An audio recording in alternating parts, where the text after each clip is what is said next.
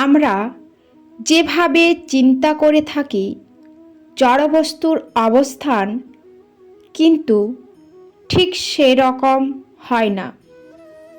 তবে একথা সত্যি যে মহাজাগতিক মায়ারূপে সে অবশ্যই বিরাজ করে। এই মায়া থেকে মুক্ত হবার জন্যে চাই সুনির্দিষ্ট প্রক্রিয়া। মাদকদ্রব্য সেবনকারীকে মুহূর্তের মধ্যে ভালো করে তোলা সম্ভব নয়। মায়াবিধির কারণে বস্তুগত চেতনা মানুষকে অধিকার করে বসে। তাই এর বিরুদ্ধবাদ অর্থাৎ সত্যকে না জানলে কিছুতেই একে ত্যাগ করা যায় না।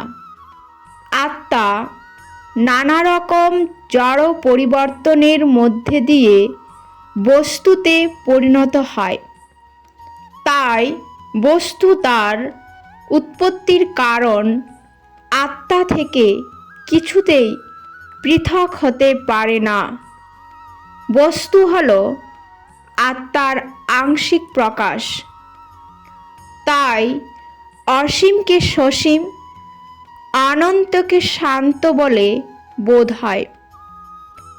কিন্তু যেহেতু বস্তু হল আত্মারই এক প্রপঞ্চময় প্রকাশ, তাই বাস্তবে জড়ের অস্তিত্ব বলে কিছুই নেই।